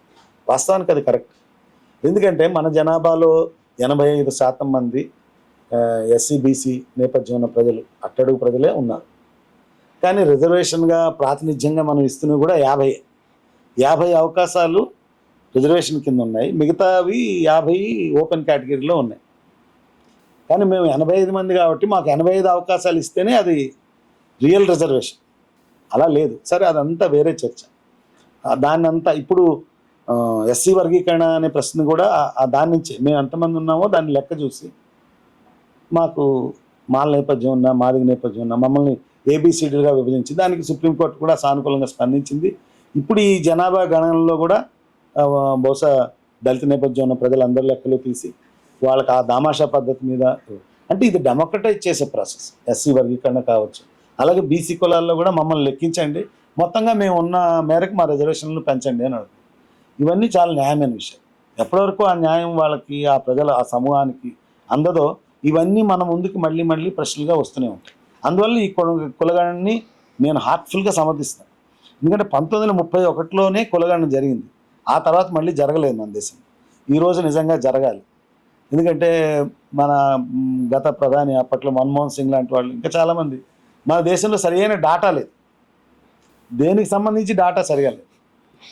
డాటా తెలిస్తే కదా ఎంతమంది ఎంత కష్టంలో ఉన్నారు, ఎంతమందికి ఏ అవసరం ఉంది, ఎన్ని మంచినీళ్ళ బిందులు కావాలి, ఎన్ని కంచాలు కావాలని ప్రతి విషయాలు లెక్క పెట్టడానికి మనకి ఎంతమంది ఉన్నారో తెలియాలి కదా. అందువల్ల ఈ కులగణన తప్పనిసరిగా జరగాలి. అది చాలా న్యాయమైన విషయం. సామాజిక ఈ అభివృద్ధికి సంబంధించిన ఫలాలు అన్ని ప్రజా సమూహాలకి అందాలి అని మనస్ఫూర్తిగా కోరుకుంటూ, అది చాలా సైంటిఫిక్గా సక్సెస్ఫుల్గా అవ్వాలి. అవుతున్న క్రమంలోనే వద్దనుకునే వాళ్ళు గుర్తించడం వల్ల నేను ఇందాక చెప్పినట్టు మీకు ప్రెషర్ రిలీజ్ అవుతుంది కదా. అంటే బడ్జెట్లో కొంత సేవింగ్ వస్తుంది, వద్దనుకునే వాళ్ళు రిలీవ్ అవుతారు, వాళ్ళకి అవకాశం కలిగించండి. ఇది ఎవరితో పోటీ పడడం కాదు కదా. అయితే ఇప్పుడు no caste no religion certificate పొందడం వల్ల ఇప్పుడు ప్రభుత్వానికి ఉండే నష్టం ఏంటి? మీరు లాభాల గురించి చెప్తున్నారు, 1-2 ఎగ్జాంపుల్స్ చెప్తున్నారు, మరి ఎన్ని రకాల నష్టాలు వస్తాయి అనుకుంటున్నారు? నష్టాలంటే ప్రధానంగా ఇప్పుడు మనకి మతం చుట్టూ, కులం చుట్టూ రాజకీయాలు నడుస్తున్నాయి సమాజంలో, ఉన్న మాట చెప్పుకుంటే. సో మతం చుట్టూ, కులం చుట్టూ రాజకీయాలు చేసేవాళ్ళు అవన్నీ వద్దనుకుని బయలుదేరే వాళ్ళ వల్ల వాళ్ళకి ఇబ్బంది ఉంటుంది. ప్రజలకు ఇబ్బంది ఏం లేదు. వాటి చుట్టూనే నేను ఈ ప్రశ్న వేయడంలో నా ఉద్దేశం ఏంటి, మనిషి కేంద్రంగా, మనిషి శ్రమ కేంద్రంగా విషయాలన్నింటినీ మనం ఆలోచించాలి. సంక్షేమం కేంద్రంగా, సమాజం ఇప్పుడు లాభం కేంద్రంగా ఆలోచిస్తుంది. ఇప్పుడు వెళ్ళి లాభం ఏంటి, ఇప్పుడు కలిసి లాభం ఏంటి, ఈ పని చేస్తే లాభం ఏంటి, అన్నీ లాభంతోనే ఉండదు. కొన్ని ఏమో ప్రకృతితో ముడిపడి ఉంటాయి, చాలా విశాలమైన అర్థాల్లో ఉంటాయి. కాబట్టి అన్ని లాభాలతోనే ఉంటాయి. సంక్షేమం దృష్టి వైపు మనం వెళ్ళాల్సిన అవసరం. ఒకవైపు మీరు రిజర్వేషన్లు సరైనవి అని చెప్తూ ఇంకోవైపు నాకు కులం వద్దు మతం వద్దు అనే సర్టిఫికెట్లు కావాలి అని పోరాడుతున్నారు. అంటే మీలాగా చాలామంది కులాన్ని వదులుకుంటే ఎన్నో రకాల అవకాశాలు కోల్పోతారు కదా అని ఒక వాదన ఉంది. ఇలా వద్దనుకునే వాళ్ళు ఒకటి వాళ్ళు ఆలోచించి ఎవరైనా ఆలోచనతోనే చేస్తారు పని, వాళ్ళ జీవిత ఆచరణ నుంచి చేస్తారు. మేము ఇలాంటి అడగాలి అనుకుని మేము పెళ్లి చేసుకోవాలి, ఇలాంటిది ఒకటి చేయాలి అనుకుని చేయాలి. జీవితంలో ఒక అవసరంగా మా ముందు ఒక ప్రశ్న వచ్చినప్పుడు ఆ ప్రశ్నకి జవాబు వెతుకునే క్రమంలో ఇది జరిగింది. సో ఎవరైనా వాళ్ళకి కావాల్సింది వాళ్ళు ఆలోచించుకుని, ఇందాక మన ఫ్రెండ్ సంగతి కూడా చెప్పాను, ఆయన వద్దాం అనుకుంటున్నాడు, వద్దనుకుంటూ న్యాయంగా అందే వాళ్ళకి అందుతుంది కదండి అన్నారు. చాలా మంచి విషయం కదా, దానివల్ల ఎవరికీ ప్రమాదం లేదు. నేను అంతకుముందు ఉత్పత్తికి సంబంధించి చెప్తూ కూడా వాళ్ళు ఆయా ఉత్పత్తి జీవితం నుంచి విడిపోతున్నారు, బయటకు వస్తున్నారు.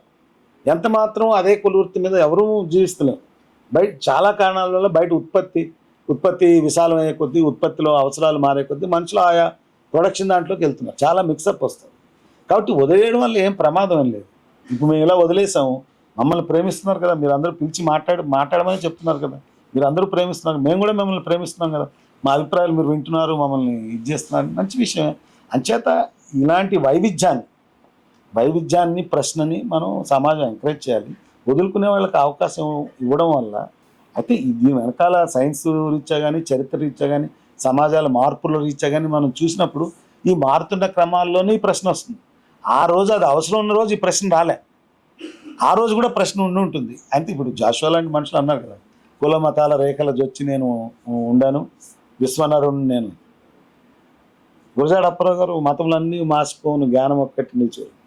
ఇంకా చాలామంది చాలా రకాల బాధను కూడా వ్యక్తం చేశారు. అంటే ఈ నిచ్చెన మెట్ల కుల వ్యవస్థలో ఒకరికన్నా తక్కువ అనేది ఒక న్యాచురల్గా దాంట్లో ఉన్న ఒక భావనగా ఉంది. దాంతో బాధపడుతున్న వాళ్ళు ఉన్నారు కదా, వదిలేద్దాం అనుకున్న వాళ్ళందరూ అలాంటి అంటే చైతన్యంతో ఒక దీంతో చేస్తున్న ప్రయత్నాన్ని ఎవరు దీన్ని అన్కాన్షియస్గా ఏం చేయరు, ఎవరు ఏం చేయరు. ఎందుకంటే నాకు ప్రయోజనం వస్తుందని నేను ఎందుకు వదులుకుంటాను? నా అవసరాలను నేను లెక్కించుకున్నాక. అయినా నేను నా ఎగ్జాంపుల్ చెప్పాను కదా ఇందాక, దళిత బహుజన నేపథ్యం ఉన్న అనేక మంది వద్దనుకోవడానికి వాళ్ళకి జీవిత ఆచరణ నుంచి ఏర్పడిన ఒక ఆత్మ ధైర్యము, ఒక కాన్ఫిడెన్స్తో వాళ్ళు వద్దనుకోవచ్చు, లేకపోతే ఏదో ఇది మారాలనుకుని చేయొచ్చు. సరే, తప్పనిసరిగా ప్రతి కొత్త ప్రయత్నంలోని కొన్ని కష్టాలు, నష్టాలు, ఇబ్బందులు ఉంటాయి. ఇప్పుడు మన తెలంగాణ పోరాట క్రమంలో కూడా ఎంతమంది చాలా శాంతియుతంగా జరిగింది అంటారు. కానీ అయితే మనం ఇంకో కోణంలో దీన్ని మాట్లాడుకుందాము. ఎట్లా అంటే చాలా చట్టాలు మతాన్ని కేంద్రికంగా ఉంటాయి. హిందూ మతంలో వివాహాలు ఒకలాగా ఉంటాయి, ముస్లిం మతంలో ఒకలాగా ఉంటాయి. దహన సంస్కారాలు కానివ్వండి, లేకపోతే ఆస్తుల పంపకాల విషయంలో కానివ్వండి. ఇప్పుడు మీలాంటి వాళ్ళు నో క్యాస్ట్ నో సర్టిఫికేట్ తీసుకుంటే అవన్నీ తర్వాత ఎట్లా జరుగుతాయి అంటారు? అయితే ఇప్పుడు మనం అడుగు తీసి వేసే ముందే అన్నిటికీ సమాధానాలు మంత్రదండంలాగా అన్నిటికీ సమాధానాలు లేవు. నేను ఇందాక చెప్పినట్టు మనం వెళ్ళే క్రమంలో దీని మీద అధ్యయనం చేయాలి. మనం మేధావులు, సామాజిక బృందాలు, ప్రభుత్వం తరఫున చాలా దీని మీద ఆలోచించాలి, తర్జనభర్జనలు పడాలి. మీరు ఇందాక అన్నట్టు మళ్ళీ పిల్లలు కోరుకుంటే ఎలాగా, తర్వాత ఇలాగా కోల్పోయిన వాళ్ళకి ఏం చేయొచ్చు, లేదా కుల నిర్మూలన సంఘం లాంటి వాళ్ళు ఇలాంటి వాళ్ళకి 5% అన్ని అవకాశాలు. ఇప్పటికే కులాంతర మతాంతర వివాహం చేసుకుంటున్న వాళ్ళకి 2.5 లక్షల రూపాయల సహకారాన్ని ఇచ్చి ఎంకరేజ్ చేస్తున్నారు. అఫ్కోర్స్ మేమేం తీసుకోలేదు అనుకోండి, కానీ అలా కూడా ఎంకరేజ్ చేస్తున్నారు. అలా ఎంకరేజ్ చేయకుండా అవకాశాల్లో కూడా ఎలా అయితే ఇప్పుడు ఎన్సీసీలో ఉన్న వాళ్ళకి ఇంత, ఆర్మీ నేపథ్యం ఉన్న వాళ్ళకి 1% రిజర్వేషన్, వలన వాళ్ళకి అలాంటివి కూడా మనం ప్రోత్సహిస్తున్నాం కదా. ఇలాంటి వాళ్ళని కూడా ప్రోత్సహిస్తే చాలా తొందరగా. అంతేకాకుండా ప్రైవేట్ రంగంలో రిజర్వేషన్, ఈ సమాజం తొందరగా మారాలి, అందరికీ అవసరాలు తీరాలంటే ప్రైవేట్ రంగం అంతటా కూడా రిజర్వేషన్లు పారదర్శకంగా అమలు చేయాలి. చేస్తే ఏమవుతుంది, అందరికీ అవకాశాలు ఇవన్నీ పెరుగుతాయి. అప్పుడు ఇవన్నీ మార్పుకి బాగుంది. వేరు మనుషులు ఒక దగ్గర జీవించే క్రమంలో ఇవన్నీ మారుతూ ఉంటాయి. సో ఇది మార్పుకి సూచిక. ఈరోజు అన్నిటికీ జవాబులు నా దగ్గర ఉన్నాయని నేను అనుకోవట్లేదు. ఇది ఒక ప్రాక్టీస్. అయితే అసలు ఈ పోరాటం కన్నా ముందు కూడా చాలామంది ప్రజలు అలాంటి చరిత్రలు, చాలా ప్రేమ కథలు, గాథలు, చాలా చరిత్రల పురాణాల నుంచి మనకు ఉన్నాయి. అవన్నీ ఉన్నాయి, కానీ వాటికి సరైన ఒక అస్తిత్వ ప్రకటనకి అవకాశం లేదు. ఆ అస్తిత్వ ప్రకటనకి అవకాశం కలిగించమని అడుగుతున్నాం. అలా అడిగేవాళ్ళు కూడా అవన్నీ ఆలోచించి నిర్ణయించుకుంటారు. మనం కూడా తగిన రక్షణలు, రేపు ఈ సంఖ్య పెద్దది. ఇప్పుడు అన్నాం కదా, ప్రపంచవ్యాప్తంగా 125 కోట్ల మంది ఉన్నారు. మన దేశంలో కూడా 28.6 లక్షల మంది 2011 ప్రకారం. సైంటిఫిక్గా రికార్డ్ చేస్తే ఆ నెంబర్ ఎక్కువ ఉంటుందని నేను అనుకుంటున్నాను. సరిగ్గా రికార్డ్ చేస్తే ఆ నెంబర్ ఎక్కువ ఉంటుందని అనుకుంటున్నాను. సరే ఉందా లేదా అది తేలగొట్టుకుంటే అది అవుతుంది. అంచేత మొత్తంగా పొందుతున్న వాళ్ళు దీనివల్లే నష్టపోవడం అనేది ఈ పని ఎవరైనా ఆలోచించే చేస్తారు. ఏ మనిషి అయినా తనకి ఇమీడియట్గా ఉండే ఒక అవసరాన్ని దీన్ని అంచనా వేసుకుని సరే నేను తీసుకోకపోతే ఈయనకి పక్క ఆయనకి ఆమెకో అతనికో ఉపయోగపడుతుంది కదా అని అనుకునే దృష్టితోనే చేస్తారు. వద్దనుకునే వాళ్ళు ఎవరైనా సరే అని నేను అంటే ఎంత కావాలో మనకు తెలిసి ఉండాలి. టాల్స్టాయ్ కథలో లాగా ఎంత కావాలి, నా జీవితాన్ని నాకు ఎంత కావాలి. నన్ను ఒక కన్జ్యూమర్ ఫోరం తాలూకు పెద్ద మనిషి వస్తారు, చిన్న కథ చెప్పాడు. చెప్తే ఆ రోజున్న పిల్లలందరినీ ఆయన ప్రశ్నించారు, మీ తాతగారి పేరు చెప్పండి అన్నాడు. అక్కడ 50 మందిలోని దాదాపు ఒక 40 మంది దాకా తాత పేరు చెప్పారు. మిగతా 10 మంది సగం పేరు చెప్పారు, ఏదో పూర్తి పేరు కాకుండా సగం కొంత పేరు చెప్పారు. అలాగే ముత్తాత పేరు చెప్పండి. ముత్తాత పేరు చెప్పమంటే అక్కడున్న 50 మందిలో ఒక 5 మంది కూడా చెప్పలేదు. 5-10 మంది 5-10 మంది కూడా చెప్పలేదు. అంటే చాలామంది నేను నా తరాలు 7 తరాలు సుఖపడేలా సంపాదిస్తానండి. ఈ 7 తరాలు కాదు, నువ్వు 2 తరాలు గడిస్తే నీ పేరే గుర్తున్నట్లే. నీకున్న ఇష్టాలు మంచెళ్ళు పక్కన పెడితే నువ్వు తాత పేరే గుర్తులేని స్థితి. అలాంటి 7 తరాల కోసం నువ్వు ఎందుకు సంపాదించాలి? ఇప్పుడు నాకు ఎంత కావాలి, నాకు ఏంటి అవసరము అనేది. అందుకే కదా ఇప్పుడు చాలా ఉద్యమాల నుంచి కూడా కేజీ నుంచి పీజీ వరకు ఉచిత విద్య, మనుషులందరికీ ఉచిత వైద్యం ఇలాంటివి ఇస్తే ఇంకా వేరే పథకాలు వేరే అంత అవసరంగా ఉండవు. ఇంకొక డౌట్ ఏంటంటే ఇప్పుడు మీరు ఒక తయారవుతున్నారు, ఒక టీం లాగా తయారవుతున్నారు. అంటే నో క్యాస్ట్ నో రిలీజియన్ పొందే వాళ్ళందరూ, వీళ్ళందరూ మళ్ళీ ఇంకో మతంలాగా తయారవుతున్నారు, ఒక వాదన ఉంది. అయితే వీళ్ళందరూ కలిసి మళ్ళీ మాకు ఇంత రిజర్వేషన్ కావాలని అడిగే హక్కులు ఉన్నాయా? అదే చెప్తున్నాను కదా, ఆల్రెడీ ఇలాంటి చేస్తున్న వాళ్ళ కోసం కూడా రక్షణ ఏర్పరచుకుంది. చెప్పాను కదా, ఒక దళితో లేకపోతే మైనారిటీ మత నేపథ్యం ఇంకో రకరకాల నేపథ్యాల నుంచి వచ్చే వాళ్ళకి రక్షణలు కలిగించడం ఇట్లాంటి వాళ్ళకి. వాస్తవానికి ఇప్పుడు పరువు హత్యల పేరిట కులాంతర మతాంతరం అయ్యేసరికి చాలామంది, ఇప్పుడు పేర్లు చెప్పుకోవాలంటే చాలామంది పేర్లు ఉన్నాయి. ఒక ప్రణయ్ కావచ్చు, మంత్రి మధుకర్ కావచ్చు, మనకు 2 PhDలు చేసిన మన అతను రోహిత్ వేముల, తను 2 PhDలు చేసుకున్నాడు. My birth is an accident. నేను ఇలా అందరు పుట్టుకలు యాక్సిడెంటేనండి. నేను ఇగో ఈ కులంలో ఈ మతంలో పుడతానని ఎవరు పుట్టరు. నేను ఈ కులంలోనే పుడతాను, ఈ మతంలోనే పుడతాను, నాకు ఇది ఇష్టమో అని ఎవరు పుట్టరు. Birth is an accident. మనం రకరకాల నేపథ్యాల్లో పుడతాం, వాటిని దాటి మనం వెళ్తామా? మనిషిని కావలించుకుంటామా? మనిషిని మనిషిగా గుర్తిస్తామా? వీళ్ళందరూ కలిపి ఏదో అడిగేస్తారన్న ప్రమాదం ఏం లేదు. అది మామూలుగా సామాజిక ఉద్యమాల్లోంచి స్పృహలోంచి ఎలా అయితే ఇప్పుడు ఇలా కులాంతర మతాంతర వివాహాలు చేసుకున్న వాళ్ళు కొన్ని ప్రోత్సాహకాలు ఇస్తున్నారు, అలాగే అసలు యాక్చువల్గా వీళ్ళకు విద్య ఉద్యోగం ఉపాధిలో కూడా కొంత అవకాశం కలిగించమని అడగడంలో సమాజానికి అది మంచిదే జరుగుతుంది, మేలే జరుగుతుంది. ఎక్కువ మంది ఇట్లాంటి డిఫరెన్సెస్ నుంచి బయటపడడానికి దోహదపడుతుంది. అవన్నీ మనం కలిసి ఆలోచించాలి. అంటే మీరు రిజర్వేషన్లు వద్దు అనుకోనే కదా అటువైపు వెళ్ళింది. నో క్యాస్ట్ అంటే ఇప్పుడు రిజర్వేషన్లు వద్దనుకున్న ఇప్పుడు వస్తున్న మిక్సప్ అంతా ఎక్కడి నుంచి వస్తుంది? సమాజంలో ఎక్కువగా ఉన్న దళిత బహుజన నేపథ్యం ఉన్న ప్రజల నుంచి వస్తుంది. అలా కులాంతర మతాంతర వివాహాలు చేసుకున్న వాళ్ళు కూడా వాళ్ళకున్న రిజర్వేషన్స్ అవి క్లెయిమ్ చేసుకుంటున్నారు. ఒకవేళ వద్దు, నేను నా ఒరిజినల్ అస్తిత్వం నాకున్న నేపథ్యాన్ని నేను క్లెయిమ్ చేయను, ఇక్కడ ఇలా కులాంతర మతాంతర వివాహాలు చేసుకున్న వాళ్ళకి ఇస్తున్న ప్రోత్సాహాన్ని నేను అవైల్ చేసుకుంటాను అని అనుకుంటే అలాంటి అవకాశం కలిగించడం మంచిదే కదా. ఇప్పుడు వాస్తవానికి ఓసీ నేపథ్యం ఉన్న వాళ్ళకి కూడా ఎకనామికల్లీ రిజర్వేషన్స్ అసలు ఆర్థిక ప్రాతిపదిక మీదకి ఇవ్వకూడదు. సామాజిక అణచివేత నుంచి ఉన్న దీని నుంచే రిజర్వేషన్స్ ఇచ్చారు. కానీ ఆర్థిక ప్రాతిపదికగా ఈడబ్ల్యూఎస్ ఇచ్చారు కదా. 15%గా ఉన్న ఓసీ జనాభాకి 10% ఇచ్చారు. వాళ్ళ జనాభాలో ఉన్నది 15%. సరే, దాని మీద మంచి చెడులు పక్కన పెడితే ఇది ఒక పెద్ద ప్రజా సమూహం. బీసీ ఎస్సీ నేపథ్యం ఉండి రకరకాల మైనారిటీ అస్తిత్వాల నేపథ్యం ఉండి ప్రజలు మ్యారేజ్ చేసుకున్నప్పుడు వాస్తవానికి సమాజం ఈ మజిలీ నుంచి ఇంకో మజిలీకి నడవడానికి అది సహకరించాలి, ప్రోత్సహించాలి. అది ప్రభుత్వాలు కానీ సమాజం కానీ ఆలోచించి చేయాల్సిన పని. అడుగుతారేమో అని అభద్రత మనకెందుకు? కొత్త అవసరాలకు తగినట్టుగా మనం కొత్త విలువల్ని కొత్త భాష్యాన్ని మనం ఇచ్చుకోవాలి, ప్రోత్సహించాలి. ఇదంతా మారడానికి మనమే కదా తోడ్పడాల్సింది. కాబట్టి దాని నుంచి ప్రమాదంగా ఎందుకు మీరు చూస్తారు? అదేం ప్రమాదం కాదే. అదొక పరిష్కారం, ఇదొక పరిష్కారం అని అనుకుంటున్నాం. అయితే మళ్ళీ మనము ఒకసారి కేసు లోపలికి వెళ్తే, నో క్యాస్ట్ నో రిలీజియన్ సర్టిఫికెట్ను మొదటగా పొందింది తమిళనాడు నుంచి స్నేహ పార్థిబరాజు. ఆ కేసుకి మీ కేసుకు ఉన్న తేడా ఏంటంటారు? యాక్చువల్గా మనం సర్టిఫికెట్ కోసం చేయడం లేదు ఈ పోరాటం. అలాంటి ఆప్షన్ అవసరమైన వాళ్ళు అలాంటి ఎంపిక చేసుకుని ఫిజికల్గా రాసే దగ్గర రాసుకునే అవకాశము, ఆన్లైన్లో అయితే అలాంటిది ఆప్ట్ చేసుకునే ఆన్లైన్లో కాలము అడుగుతాం. స్నేహ పార్థిబరాజు యాక్చువల్గా ఆమె పేరు ఎంఏ స్నేహ, మణిమోజీ ఆనందన్ స్నేహ. స్నేహ పార్థిబరాజుగా ఆమె బాగా, ఆమె ఫేస్బుక్ పేరు ద్వారా అట్లా బాగా. ఆమె వ్యక్తిగత స్థాయిలో no religion no caste certificate తీసుకున్నారు 2019లో. దానికోసం ఆమె కూడా దాదాపు 9 ఏళ్ళు ఎంతో పోరాటం చేసింది. ఇటీవల మద్రాస్ హైకోర్టు అలాగా ఎంఆర్ఓ స్థాయిలో అట్లాంటి సర్టిఫికెట్లు ఇవ్వడానికి అవకాశం లేదంటూ దాని మీద ఏదో డిఫరెంట్ ఇది కూడా అవుతుంది. వాళ్ళది వ్యక్తిగత స్థాయిలో ఒక సర్టిఫికెట్ని వాళ్ళు అడిగిన సందర్భం. మనది వ్యక్తిగతంగా సర్టిఫికెట్ అడగడం కాదు, ఇలా అవసరమైన వాళ్ళందరికీ ఆన్లైన్లో కావచ్చు ఆఫ్లైన్లో కావచ్చు ఇట్లాంటి ఆప్షన్ ఇవ్వమని మనం అడుగుతాం.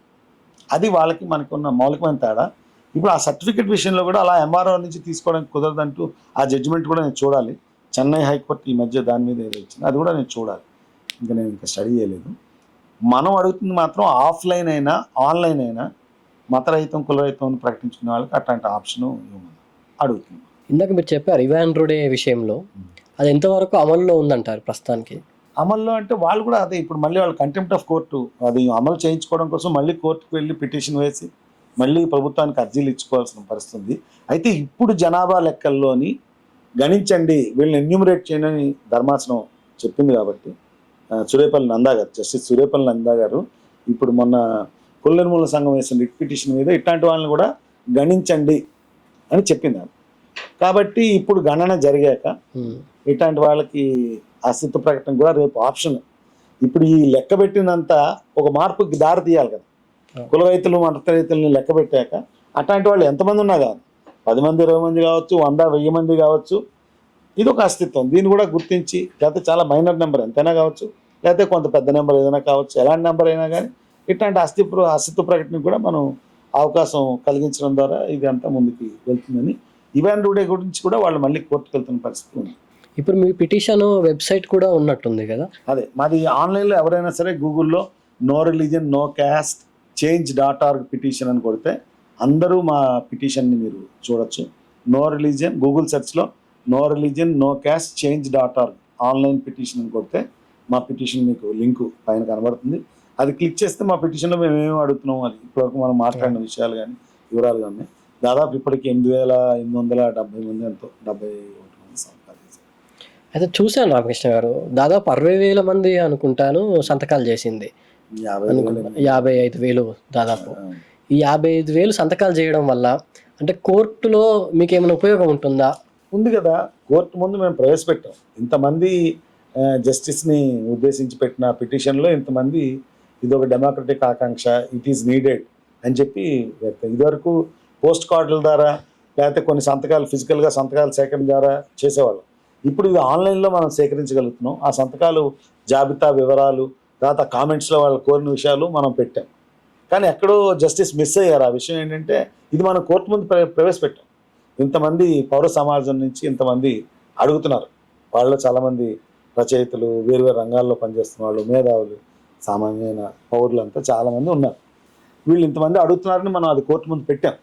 పెడితే మాకు స్పెసిఫిక్గా నో రిలీజియన్ నో క్యాస్ట్ కావాలని అడుగుతున్న వాళ్ళ సంఖ్య ఏమీ అందులో మాకు కనబడలేదన్నారు. వాస్తవానికి అది మనం ప్రజెంట్ చేయడానికి కుదరలేదు. కానీ అవన్నీ ఉన్నాయి. ఆ 2000 ఇందాక చెప్పినట్టు 2300 మందిలో దాదాపు 500-600 మంది అడిగారు మాకు కూడా ఇలాంటి ఆప్షన్ అవసరం అని. అంటే కోర్టు ఎప్పుడు కూడా వాళ్ళకి ఫిజికల్ ఎవిడెన్స్ అంతమంది. అయితే లాయర్ చెప్పారు మాలాగే అందరూ కోర్టుకు వచ్చే పరిస్థితి లేదండి, మీరు ఆప్షన్ ఇస్తే వాళ్ళు రికార్డ్ చేసుకుంటారు. సంహో అది అక్కడ ఆగిపోయింది. కానీ ఈ కుల నిర్మూలన సంఘం పిటిషన్లో జస్టిస్ సురేపల్లి నందా గారు అయితే వీళ్ళని కూడా ఎన్యూమరేట్ చేయండి, ఒక కాలం ఇచ్చి వీళ్ళని ఎన్యూమరేట్ చేయండి. బహుశా ఈ ఎన్యూమరేషన్ అయ్యాక ప్రభుత్వం దీని మీద సానుకూలంగా, ప్రభుత్వాన్ని కూడా మేము రిప్రజెంట్ ముఖ్యమంత్రి గారికి బహిరంగ లేఖ రాశాను. అలాగే ఈ క్యాస్ట్ సోషియో ఎకనామిక్ సర్వేలో భాగంగా నేను పర్సనల్గా ముఖ్యమంత్రి గారి పేషీలో విన్నపాన్ని ఇచ్చాను. అలాగే BC welfare minister Ponnam Prabhakar గారికి ఇచ్చాను. అలాగే బీసీ కమిషన్ ఇంతకుముందు ప్రారంభంలో ఉన్న నిరంజన్ గారికి కూడా బీసీ కమిషన్ చైర్మన్ ఆయన కూడా ఇచ్చాను. అయితే ఆయన ఏం సూచించారు, ఇప్పుడు జిల్లా వ్యాప్తంగా మేము అభిప్రాయ సేకరణ చేస్తున్నాం, అక్కడ కూడా ఇలాంటి అవసరాలు ఉన్న వాళ్ళ అర్జీలు వాళ్ళు కూడా ఇస్తే మేము దాన్ని పరిశీలిస్తామంటే వరంగల్ నుంచి సైంటిఫిక్ స్టూడెంట్ ఫెడరేషన్ వాళ్ళు, భారత నాస్తిక సమాజం వాళ్ళు, అలాగే హైదరాబాద్లో కుల నిర్మూలన సంఘం వాళ్ళు. అయితే ఒక ప్రశ్న రామకృష్ణ గారు, 2 ప్రశ్నలు కలిపి అడుగుతాను. అంటే ఈ పోరాటానికి మీ సామాజిక తాత్వికత ఏమిటి? రెండోది ఏంటంటే, మనకు వినిపిస్తున్న ఒక వాదన బయట, వీళ్ళందరూ ఇలాగే చెప్తారు, నాస్తికులు అని చెప్తారు, రిలీజియన్ మతం వద్దు కులం వద్దు అని చెప్తారు, కానీ మళ్ళీ గుళ్ళలోకి పోతారు, ఇళ్ళల్లో దేవుళ్ళ ఫోటోలు ఉంటాయి, మళ్ళీ అవే చేస్తుంటారు, చెప్పేవి మాత్రం ఇవి అని ఒకటి ఉంది. అది దీన్ని మీరు ఎట్లా చెప్తారు?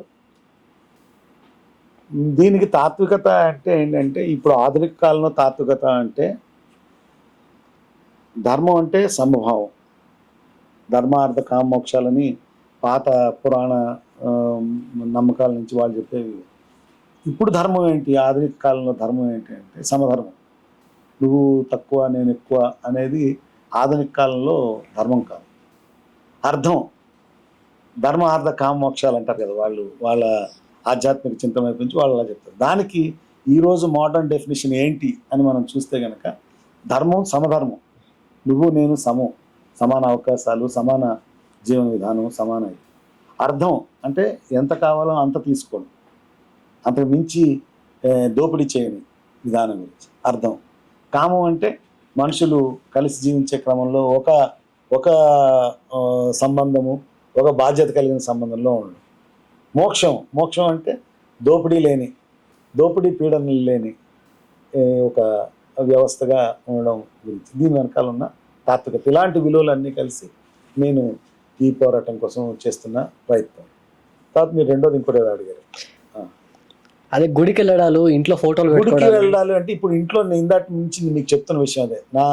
నా సహచరి ఒక మతాన్ని నమ్ముతుంది, నా మదరు ఇంకో మత విశ్వాసాన్ని కలిగి ఉంది. వాళ్ళని నేను పూర్తిగా నా అభిప్రాయాలు చెప్తున్నాను, నా విలువలు ఇవని చెప్తున్నాను, కానీ నేను వాళ్ళని పూర్తిగా నేనేమి ఇంకా మార్చుకోలేదు. మార్చమని నేను మారిపోవాలని నేను ఒత్తిడి చేయట్లేదు. అంటే ఇక్కడ చెప్తుంది ఏంటి, ఎవరి విశ్వాసాలు స్వేచ్ఛ వాళ్ళకు ఉంటూనే అభిప్రాయాల మార్పిడి జరిగే క్రమం ఒకటి ఉంటుంది. అదేది మనం స్విచ్ చేస్తే వెలిగినట్టు ఆరిపోయినట్టు ఉండదు. మనుషులు వాళ్ళంతటి వాళ్ళు ఇవన్నీ గమనించి ఏది మంచిదో ఎంపిక చేసుకునే క్రమం ఒకటి ఉంటుంది. ఎవరు మనం బలవంతం చేయాలి, నువ్వు ఇదే చెయ్యి, ఇలాగే ఉండు అని. ఇక గుళ్ళకి వెళ్ళడం అది అంటే ఇప్పుడు మనకి ఏమంటారు, ఆర్కిటెక్చరల్ సౌందర్యం అంతా కూడా గుళ్ళల్లో, అది కూడా అదంతా మానవ శ్రమతో నిర్మితమైన పెద్ద పెద్ద కట్టడాలు ఆర్కిటెక్చర్ సౌందర్యం కోసం, లేకపోతే కుటుంబ సభ్యులు వాళ్ళని, అంటే అక్కడ నిషేధం, నువ్వు నమ్మకపోతే లోపల రావద్దు అనే నిషేధం అవసరం లేదేమో. అందువల్ల అది కూడా డెమోక్రసీ. ఇప్పుడు మా మదర్ వెళ్ళలేరు గుడి దాకా, తనని దింపమంటా అనుకోండి, దింపడం ఆమె నమ్మకాన్ని నేను క్యారీ చేసుకుని ఆమెకు సపోర్ట్ చేయడం కూడా అవసరమే కదా. అదొక డెమోక్రటిక్ ఎక్స్ప్రెషన్ కదా. ఇప్పుడు మా మదర్ ఒక 8 years మనిషి, ఆమె గుడికి వెళ్ళాలనుకుంటారు, మనం కొద్దిగా అక్కడ దింపేసేయంటే దింపుతాం, అవసరమైతే ఒక అడుగు వెళ్తాం, మళ్ళీ ఆమెను మళ్ళీ పికప్ చేసుకుని వెళ్తాం, అలాగే ఉంటుంది. కానీ అది ఏది నిషేధం కాదు కదా. మనుషులు తిరిగే, ఇందాట అన్నట్టు మనకి దేవాలయాల్లో అద్భుతమైన ఆర్కిటెక్చరల్ కట్టడ శిల్ప కళా సౌందర్యము, అద్భుతమైన కళ, ఇదంతా అందులో ఉన్నాయి కళలు, శిల్ప ఇది ఆర్కిటెక్చరల్ ఇదంతా ఉంది. దాంట్లో చరిత్ర అందులోంచి మనం రీడ్ చేయడానికి, అందులోంచి సైన్స్ని తీసుకోవడానికి, అది ఎట్లా నిలబెట్టారు ఆ రోజు. ఈ రోజుల్లాగా బుల్డోజర్స్ పెద్ద పెద్ద మెషినరీ లేకుండా అంత పెద్ద పెద్ద కట్టడాలు ఎలా నిలిపారు, అది పెద్ద ఇంజనీరింగ్, గొప్ప సైన్స్ కదా. అట్లా చూసే ఆసక్తి ఉన్న వాళ్ళు చూడొచ్చు. అసలు అలాంటి నిషేధాలు ఏమి ఉండక్కర్లేదు. అందరూ అన్ని దగ్గరికి వెళ్ళే స్వేచ్ఛ, స్వాతంత్రము, గౌరవించడం, ఆదాన ప్రదానము అనేవి ఉండొచ్చు. అది ఆ నమ్మకాలకు సంబంధించిన ఇలాగ గీతలు గీసినట్టునే. అయితే తాత్వికంగా నేను ఆచరించిన అనేది విలువ. నేను అవి ఆచరించను, తోడుగా ఎవరికైనా వెళ్ళాల్సి వస్తే వెళ్తాం, దాని మీద నిషేధం ఉంది. అయితే మీరే కాకుండా మీకంటే ముందు తరం వాళ్ళు ఎవరైనా ఇట్లా పోరాడిన వాళ్ళు ఉన్నారా? ఈ కోర్టు రూపమే కాకపోవచ్చు, మరే ఇంకో రూపమైన కావచ్చు, చేసిన వాళ్ళు ఉన్నారా? ప్రాక్టీస్లో చాలామంది ఉన్నారు, వందల్లో ఉన్నారు. ఉమ్మడి ఆంధ్రప్రదేశ్లో అప్పుడు సమరం గారు, గోరా గారు, వాళ్ళు హేతువాద నాస్తిక సంఘాలు నేపథ్యం ఉన్నవాళ్ళు, ఇప్పుడు వీళ్ళు కుల నిర్మూలన సంఘం వాళ్ళు కూడా అలాంటి అర్జీలు ఇవ్వడం, ప్రయత్నం చేయడం, ఇదంతా ఎప్పటి నుంచో జరుగుతుంది. నేను అన్నాను కదా, ఈ ఈ తాలూకు సంభాషణ, ఈ రకమైన చర్చ, వాదోపవాదాలు అనేది మనకి లోకాయతులు, చార్వాకుల నుంచి ఉన్నారు అంట. అసలు ఇది ఫార్మాట్లోని వీటిలోని లేకపోవచ్చు, కానీ జీవితంలో ఉంది. అప్పటి నుంచి కూడా కులాంతర మతాంతర వివాహాలు అన్నీ ఉన్నాయి. అయితే అది నేను ఈ రిజర్వేషన్ కోసమో లేకపోతే ఈ పద్ధతి కోసం నేను క్లెయిమ్ చేసుకుంటాను, వాళ్ళు క్లెయిమ్ చేసుకుంటారు. నాకు ఏది వద్దనుకున్న వాళ్ళు వద్దనుకుంటారు. కానీ ఏది లేకపోవడం వల్ల, ఇలాంటి అస్తిత్వ ప్రకటన అవకాశం లేకపోవడం వల్ల నేను చాలామంది మేధావుల్ని, అది మీ కాలంలో మీరు ఏం చేశారు అని అడిగినప్పుడు, ఏం చేస్తామంటే ఆ టైంకి ఏదో రాసాము, ఏదో ఒకటి నింపాలి కదా అని నింపేసాము అంటే వాళ్ళ అభిప్రాయాల్లో, వాళ్ళ ఆచరణలో అది లేకపోయినా అక్కడ ఏదో ఒకటి నింపాలి కాబట్టి నింపేసిన పరిస్థితి ఉందని చెప్పిన వాళ్ళు కూడా ఉన్నారు. కాబట్టి దీంట్లో మేము మొదటి వాళ్ళం కాదు, మేము చివరి వాళ్ళం కూడా కాదు. అలాంటి అవకాశం ఇస్తే కదా మనకి ఇవన్నీ తెలిసేది. అంచేత మేము మొదటి వాళ్ళం అనుకోవట్లేదు. మేము దీనికి ఆద్యం బహుశా కోర్టు పోరాటంలో మేము మొదటి వాళ్ళం, కోర్టు స్థాయిలో పోరాటం చేసిన వాళ్ళు మేము మొదటి వాళ్ళం. కానీ రకరకాల ఎక్స్ప్రెషన్లు అయితే అది ప్రజా జీవితంలో విస్తృతంగా ఉంది. అది ఇప్పుడు కులగణనలో కూడా ఒక ఆప్షన్ వచ్చింది, నో క్యాస్ట్ నో రిలీజన్కి సంబంధించి ఒక ఆప్షన్ వచ్చినట్టుంది. మీరు ఎట్లా ఫీల్ అవుతున్నారు ఇప్పుడు? చాలా మంచి విషయం. ప్రభుత్వం ఇప్పుడు మేము ఇన్నాళ్ళ నుంచి చేస్తున్న మా తాలూకు విన్నపాలని కానీ రిక్వెస్ట్ని కానీ కోర్టు ద్వారా బయట మేము ఇస్తున్న రిక్విజిషన్ని ప్రభుత్వం పట్టించుకోవడం మంచి విషయం. అది కోర్టు డైరెక్షన్తోనే జరుగుతుంది. మళ్ళీ దీన్ని రేపు పొద్దున్న ఎన్యూమరేట్ చేసి సైంటిఫిక్గా ఏదో ఒకటి రాసేయడం కాకుండా ఇలాంటి వాళ్ళందరి కోసం ఈరోజు ఈ గుర్తించడం, గణించడం, గుర్తించారు ఈరోజు. అలాంటి ఆప్షన్ ఇవ్వడం ద్వారా గుర్తిస్తున్నారు. రేపు గణిస్తారు, లెక్క పెడతారు. లెక్క పెట్టాక అలాంటి ఆప్షన్ ఇచ్చే వైపుగా అది, అంటే ఈ చేసిన ప్రయత్నం అంతా ఎక్కడికి దారి తీయాలి? ఒక సొల్యూషన్, ఒక సమాధానం, ఒక పరిష్కారం వైపుకు వెళ్తుందని నేను గట్టిగా నమ్ముతున్నాను. సాధ్యమవుతుందని. బహుశా ఈ గణన అయ్యాక, వివరాలు వచ్చాక మళ్ళీ ఈ లోపు కూడా మేము ప్రభుత్వాన్ని రిప్రజెంట్ చేయాలనుకుంటున్నాం, సమయం తీసుకుని మాట్లాడాలనుకుంటున్నాం. తప్పనిసరిగా ఇది ఒక ప్రయత్నం. ఇదే అన్నిటికీ పరిష్కారము అని ఏమనుకోవట్లేదు. ఇలాంటి ఒక అభివ్యక్తికి కూడా మనం అవకాశం కలిగించడమే ప్రజాస్వామ్యం. మంచి విషయం. అయితే ఈ ప్రశ్నకి షార్ట్గా జవాబు చెప్పండి. ఇప్పుడు భారతదేశం చూసుకుంటే దేశమంతా మతం కేంద్రికంగానే నడుస్తుంది. ప్రస్తుతానికి రాజకీయ వ్యవస్థ అంతా కూడా కులం కేంద్రికంగా నడుస్తుంది. మీరు ఆ రెండింటిని మీ దృష్టిలో ఎట్లా చూస్తారు, ఎట్లా చెప్తారు జనాలకి? అంటే కులం అనేది ఒక సామాజిక వాస్తవికత. కులం ఒక వాస్తవం, అది జీవితంలో, జీవన విధానంలో ఆ ప్రాక్టీస్. మతం ఒక వ్యక్తిగత విశ్వాసం. అయితే ఆ రెండిటికి మధ్య సంబంధంగా కొనసాగుతుంది మన దగ్గర. ఒక మతంలో భాగంగా కులాలు, వేరు వేరు మతాల్లో భాగంగా కులాలుగా అది కొనసాగుతుంది. అయితే నేను ఇందాట అన్నట్టు ప్రాక్టీస్లో జీవితం మారిపోతున్న క్రమంలో వాళ్ళు రాజకీయాలు అలా చేద్దాం అనుకుంటున్నారు. మతం చుట్టూ రాజకీయాలు చేసేవాళ్ళు మతం చుట్టూ చేస్తారు, కులం చుట్టూ చేద్దాం అనుకున్న వాళ్ళు చేస్తారు. అంటే అట్టడుగు నేపథ్యం ఉన్న ప్రజలు రాజకీయాల కన్నా ఎక్కువ తమ వాటా గురించి, తమ న్యాయమైన బతుకుదెరువు కోసం, తమ న్యాయమైన అవకాశాల కోసం అడుగుతున్నవి ఉన్నాయి. అవి ప్రజా రాజకీయాలు. కాబట్టి మతం చుట్టూ చేస్తున్న రాజకీయాలు ఒకవైపు ఉన్నాయి, ప్రజల నుంచి ఆకాంక్షల నుంచి, ఆయా అస్తిత్వాల నుంచి జరుగుతున్నవి ఉన్నాయి. అంటే రాజకీయం అనేసరికి అది మొత్తం చేయడానికి కాదు, మంచి రాజకీయాలు, ప్రజా రాజకీయాలు మనందరం ప్రజలుగా ముందుకు తీసుకెళ్ళాలి. అది జరుగుతోంది. దానికి ఒకానొక ఇంకోవైపు ఇలాంటి వ్యక్తీకరణ కూడా, మనిషి కోసం పడే తపనలో భాగంగా ఇలాంటి వ్యక్తీకరణ కూడా ఉంటాయి, అవసరం అని చెప్పడానికి ఇదొక చిరు ప్రయత్నం, చాలా చిన్న ప్రయత్నం. బహుశా ఈ మార్పు కోసం నేను చాలాసార్లు అన్నట్టు ఈ సమాజం మారడానికి 1000 ప్రయత్నాలు చేయాలంటే, అలాంటి 1000 ప్రయత్నాల్లో ఇది కూడా 999 1000 ప్రయత్నంగా, 1000 అంశంగా ఉంటుందని అనుకుంటున్నాను. సో అవన్నీ కూడా ఉన్నాయి. కాబట్టి దీన్ని మొత్తంగా మనుషులు ఒకవైపుగా, దీన్ని నడిచే వైపుగా, మంచిని సాధించుకునే వైపుగా ఈ ప్రయత్నం దారి తీయాలని, వాటి నుంచి మనం కొద్దిగా ముందుకు వెళ్ళాలని అని అనుకుంటు. నేనే స్వయంగా రాసుకున్న, అంటే మనిషి శ్రమ కేంద్రంగా చూడడం కోసం నేను ఈ ప్రయత్నం చేస్తాను. నేనే ఒక దగ్గర రాసుకున్న కవితా పదం, మేము బావి దవ్వినప్పుడు ఊరిన జల ముందు మా పాదాలు కడిగింది, తర్వాతే ఆ నీరు మీ గొంతుని తగ్గింది. అంటే శ్రమ నుంచి విభజన చేసి ఏ ఉత్పత్తిని చూడలేదు. ఇప్పుడు ఆయన బావి తవ్వుకుంటూ కిందకి పోయిండు, ఆ ఊరిన నీళ్లు ఫస్ట్ ఆయన పాదాలు కడిగినాయి, తర్వాత ఆ నీళ్లు నీ గొంతు దాహాన్ని తీర్చినాయి. ఇప్పుడు నువ్వు తాగవా? అంచేత ప్రతి దాంట్లో శ్రమ మిళితం అయిపోయి ఉంది. ఆ శ్రమకి గుర్తింపు, గౌరవం ఇవ్వడం వైపుగా ఈ సమాజం పరిణామం చెందాలనుకునే క్రమంలో ఈ ప్రయత్నం. అవన్నీ ఉన్నాయనేది వాస్తవం. అది కాని వైపు మనం నడవడానికి మీరందరూ మీరు నేను మనం అందరం ఈ ప్రయత్నం చేస్తున్నాం కదా, ఈ ప్రయత్నం ముందుకెళ్తుంది నేను ఆశపడుతున్నాను. చివరగా నేను అడిగేది ఏంటంటే, మీరు ఎప్పుడు గురజాడ అప్పారావు గారిది ఒకటి కొటేషన్ చెప్తుంటారు. అది ఒక్కసారి మళ్ళీ మీ నోటితో చెప్పండి. అది ఎంతవరకు సాధ్యం అవుతుంది అని మీరు అనుకుంటున్నారో కూడా చెప్పండి. అదే నేను మళ్ళీ చెప్తున్నట్టే, మతములన్నీ మాసిపోవును, జ్ఞానం ఒక్కటి నిలిచి వెలుగు అని గురజాడ చెప్పిన ఆ కవితా పంక్తులు ఏవైతున్నాయో, ఆయన చెప్పి కూడా 130 సంవత్సరాలు 125 సంవత్సరాలు అయిపోయింది. నేను చెప్పిన ఆదిమ అస్తిత్వం దగ్గర నుంచి మనం లెక్క పెట్టినప్పుడు అది ఒకప్పుడు లేదు. ఈ మధ్యలో వచ్చాయి, కొన్ని అవసరాలు రీత్యా వచ్చాయి, కొన్ని ఉద్దేశాలతో వచ్చాయి. ఈ మధ్యలో మనిషి దాటి మళ్ళీ మనిషిని మనిషిగా గుర్తించే వైపుకి నడుస్తామని నేను గట్టిగా నమ్ముతున్నాను. అది సాధ్యమని నమ్ముతున్నాను. ఓకే, థ్యాంక్ యూ రామకృష్ణ గారు. థ్యాంక్ యూ కైజర్ వీక్షకులకు మరొకసారి, కైజర్ యాజమాన్యం, థ్యాంక్ యూ సో మచ్.